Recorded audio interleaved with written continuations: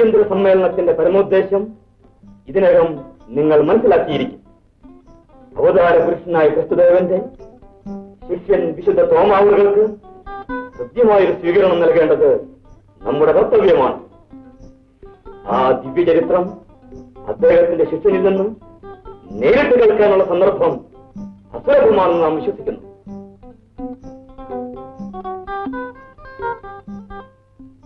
മഹാരാജാവേ, പണ്ഡിതന്മാരെ, സഹോദരങ്ങളെ,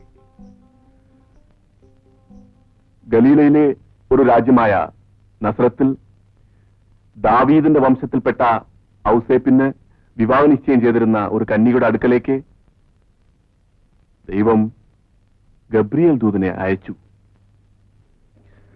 ആ കന്യകയുടെ പേർ മറിയം എന്നായിരുന്നു. ദൈവദൂതൻ കന്യകയെ സമീപിച്ചു. നന്മ നിറഞ്ഞവളെ, നിനക്ക് സ്വസ്തി എന്ന് പറഞ്ഞ് അഭിവാദനം ചെയ്തു. നീ ഗർഭം ധരിച്ച് ഒരു പുത്രനെ പ്രസവിക്കും. ആ കുഞ്ഞിന് ഈശോ എന്ന് പേരിടണം. അവിടുന്ന് മഹാനായിരിക്കും, അത്യുന്നതന്റെ പുത്രൻ എന്ന് വിളിക്കപ്പെടും. അങ്ങനെ ദൈവവചനമനുസരിച്ച് ക്രിസ്തുദേവൻ കന്യകാപുത്രനായി പൂജാതനായി. ഓ, കന്യാപുത്രനും പ്രസവിച്ചു കഴിഞ്ഞാൽ അത് കന്യകയല്ല. ഒരുപക്ഷെ വിവാഹത്തിന് മുമ്പ് ഗർഭവതിയാണെങ്കിൽ, അതായത് ഏതെങ്കിലും ഒരു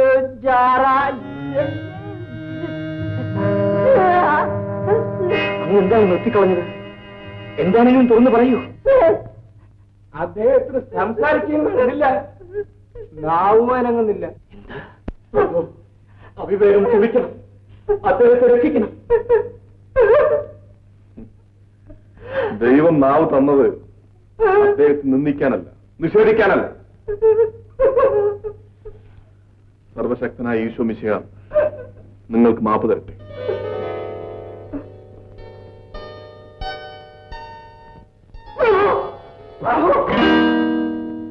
ഇത്ര പെട്ടെന്ന് അങ്ങേ പിരിയേണ്ടി വന്നതിൽ ഖേദമുണ്ട്. രത്നങ്ങൾ കുറെ ബാക്കിയുണ്ട്. ഇന്ന് തന്നെ കോസൽ രാജ്യത്ത് പോയി അതൊക്കെ വിറ്റ് തിരിച്ചു വരണം. കച്ചവടത്തിൽ അമിതാദായം ആഗ്രഹിക്കരുത്. കർത്താവ് നിങ്ങളെ രക്ഷിക്കട്ടെ. രാജഗുരു ഇനി ആരോടും സൂക്ഷിച്ചേ പെരുമാറും. ഒരു അവതാര പുരുഷന്റെ പിൻഗാമിയെ അദ്ദേഹം അധിക്ഷേപിക്കാൻ തുനിഞ്ഞത് എന്തായാലും വിവേകമായി പോയി. തന്നെക്കാൾ വലിയൊരാളുമില്ലെന്നാണ് അദ്ദേഹത്തിന്റെ ഭാവം. അതിതോടെ അവസാനിച്ചു. ശരിയായിരിക്കാം, പക്ഷേ ഗുരുക്കന്മാരെ നിഷേധിക്കുന്നത് നിനക്കും നന്നല്ല. അതുകൊണ്ട് സത്യം മറച്ചു വെക്കാൻ സാധിക്കുമോ പിതാജി? തിരുമേനി, അവിടുത്തെ തിരുനാൾ ദിവസം രാജ്യമെങ്ങും ആ മഹോത്സവത്തിൽ പങ്കുകൊള്ളും തക്ക നോക്കി ഒരു മിന്നലാക്രമണം കൊണ്ട് നമ്മെ ആക്രമിച്ച് കീഴടക്കാൻ അയൽ രാജാവ് രുദ്രസേനൻ എല്ലാ ഒരുക്കങ്ങളും പൂർത്തിയാക്കിയിരിക്കുകയാണ്. ഇതുവരെ ആക്രമണത്തിന് സൂചന പോലും നമുക്കുണ്ടായിരുന്നില്ല. ഇത്ര വേഗം ഒരു നല്ല സേനാവിഭാഗം അതിർത്തിയിലേക്ക് നീങ്ങിയിട്ടുണ്ടെന്നുള്ള സത്യമാണ്. പക്ഷേ തന്ത്രപരമായ ഒരു നുഴഞ്ഞുകയറ്റത്തിനാണ് അവരുടെ പരിശ്രമം. എന്ന് വെച്ചാൽ നമ്മുടെ താക്കോൽ സ്ഥാനങ്ങൾ വഹിക്കുന്നവരെല്ലാം തന്ത്രത്തിൽ പാട്ടിലാക്കും. അവർ മുഖാന്തരം നമ്മുടെ ഉദ്യോഗസ്ഥന്മാർ വഞ്ചകരല്ല. എല്ലാവരെയും ഒരുപോലെ വിശ്വസിക്കാൻ നിവൃത്തിയില്ല തിരുമേനി. ഈ കൊട്ടാരത്തിനകത്ത് വരെ ശത്രുജനന്മാർ എത്തിക്കഴിഞ്ഞിട്ടുണ്ടെന്നുള്ളതാണ് അടിയന്റെ സൂക്ഷ്മമായ അറിവ്. മഹിപാൽ, വ്യക്തമായ തെളിവോടുകൂടിയാണോ നിങ്ങൾ സംസാരിക്കുന്നത്? വെറും സംശയം കൊണ്ട് തീരുമാനിക്കാനല്ല അവിടെ തന്നെ ചാരപ്രധാനിയെ നിയമിച്ച് അനുഗ്രഹിച്ചത്. നാം സൂക്ഷിക്കണം, ഭയപ്പെടണമെന്ന് അടിയന് തോന്നുന്നില്ല. മന്ത്രിസഭ ഉടൻ വിളിച്ചു കൂട്ടണം. അതിനുള്ള എല്ലാ ഏർപ്പാടുകളും അടിയൻ തന്നെ ചെയ്തോളും. മഹാരാജാവ് തന്നെ അതിരറ്റ വിശ്വാസമാണ്. കിട്ടുന്ന അവസരം പാഴാക്കുന്നവന്റെ പേര് വിശ്വസ്തനെന്നല്ല, വിഡ്ഢിയെന്നാണ്. ഞങ്ങൾ ജയിച്ചാൽ ഈ രാജ്യം ഭരിക്കുന്നത് നിങ്ങളായിരിക്കും. ഞങ്ങളുടെ രാജാവിന് സാമന്തനായിരിക്കണമെന്നല്ലാതെ മറ്റൊരു വ്യവസ്ഥയും ഞങ്ങൾ ആവശ്യപ്പെടുന്നില്ല. മറ്റുള്ളവർക്ക് സംശയം തോന്നാത്ത തരത്തിൽ എന്ത് സഹായവും ചെയ്തു തരാൻ ഞാൻ സന്നദ്ധ. അത് മതി. ഇതിൽ നിർദ്ദേശിച്ചിരിക്കുന്ന പ്രകാരം തൽക്കാലം ചെയ്യുക. ബാക്കി കാര്യം ഞങ്ങൾ ഏറ്റു.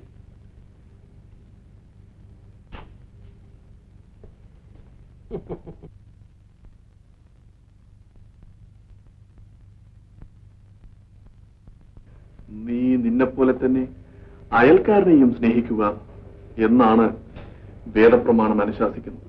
നാം ആരെയും ആക്രമിക്കാൻ ആഗ്രഹിക്കുന്നില്ല. ഗത്സ്മേൽ തോട്ടത്തിൽ വെച്ച് പത്രോസ് ഒരു പടയാളിയെ വാളെടുത്ത് വെട്ടി.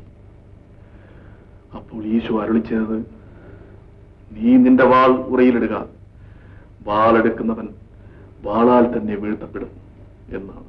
അതുപോലെ നമ്മെ ആക്രമിക്കാൻ വരുന്നവരും സ്വയം നശിച്ചുകൊള്ളുമെന്ന് വിശ്വസിച്ചുകൊണ്ട് നാം അടങ്ങിയിരിക്കണമെന്നാണോ അങ്ങയുടെ അഭിപ്രായം? അവരെ സമാധാനപരമായ മാർഗങ്ങളിലൂടെ നേരിടണം. അവർക്ക് നമ്മുടെ രാജ്യം, ഇവിടത്തെ ഭരണാധികാരമാണ് ആവശ്യം. അത് നാം വിട്ടുകൊടുത്തുകൊണ്ട് സമാധാനം പാലിക്കണം. നമ്മുടെ അഭിമാനം അടിയറ വയ്ക്കണം. ആരും ആരുടെയും അടിമകളല്ല, ആരെയും അടിമകളാക്കാനും സാധ്യമല്ല. ഇത് വേദാന്തികളുടെ സിദ്ധാന്തമാണ്. തന്റെ രാജ്യം സുരക്ഷിതമായി സൂക്ഷിക്കേണ്ടതാണ് ഒരു രാജാവിന്റെ ധർമ്മം. നിരപരാധികളെ കൊന്നൊടുക്കുകയാണോ രാജ്യരക്ഷ, രാജധർമ്മം? ശത്രുസംഹാരം രാജനീതിയാണ്. ശത്രുക്കൾക്ക് മാത്രമല്ല, മിത്രങ്ങൾക്കും നാശം വരുത്തുന്നതാണ് യുദ്ധം. അതിന്റെ എല്ലാ കെടുതികളും നാം കണക്കിലെടുക്കേണ്ടിയിരിക്കുന്നു. അതുകൊണ്ട് ശത്രുക്കളുടെ കാരുണ്യത്തിന് വേണ്ടി കാലുപിടിക്കാൻ ഏതായാലും നമുക്ക് സാധ്യമല്ല. കാരുണ്യത്തിന് വേണ്ടി കർത്താവിന്റെ കാല് പിടിക്കുന്നതിൽ നിങ്ങൾക്ക് വല്ല ആക്ഷേപം തോന്നുന്നുണ്ടോ? നാം ഈശ്വരവിശ്വാസിയാണ്. നിങ്ങളുടെ വിശ്വാസം നിങ്ങളെ രക്ഷിക്കും. വരണം, ഇരുന്നാട്ടെ.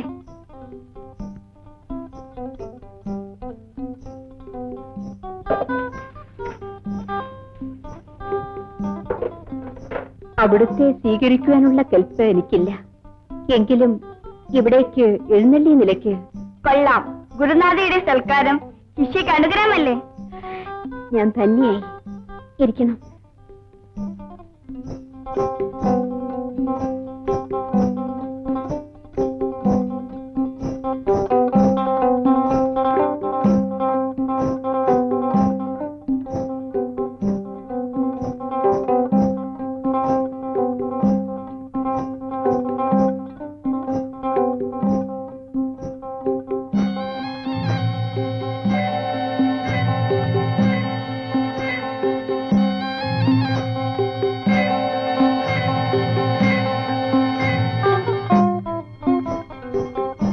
പാലാണ്, കുടിക്കണം.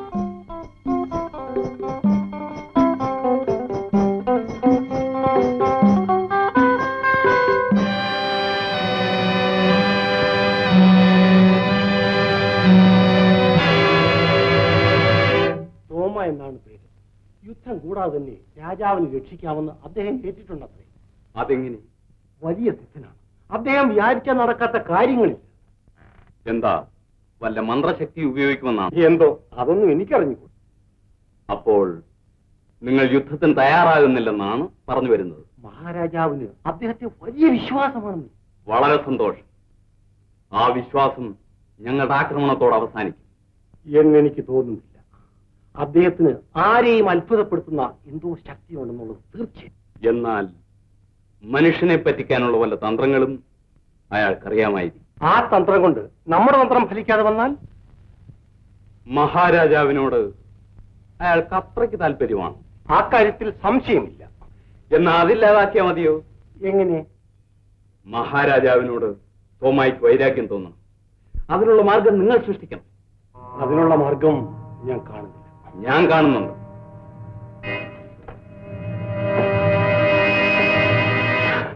മഹിബല്ല, ഇതെന്റെ ഒരു അകന്ന ബന്ധുവാണ്. മഹിബാൽ ഞങ്ങളുടെ ചാരപ്രധാനി. പരിചയപ്പെട്ടതിൽ വളരെ സന്തോഷം. എന്തെങ്കിലും വിശേഷമുണ്ടോ? നിങ്ങൾ ബന്ധുക്കൾ തമ്മിൽ കുശല പ്രശ്നം നടത്തുകയാണ്. ഞാൻ പിന്നീട് വരാം.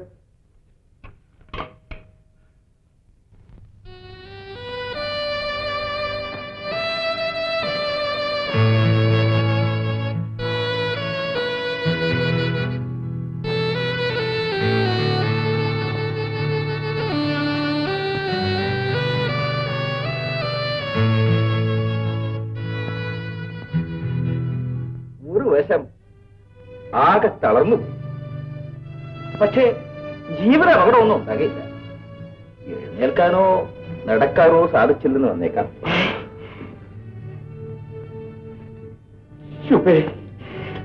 എന്റെ പൊന്നുമോനെ സമാധാനിപ്പിച്ചിരിക്കുന്നു.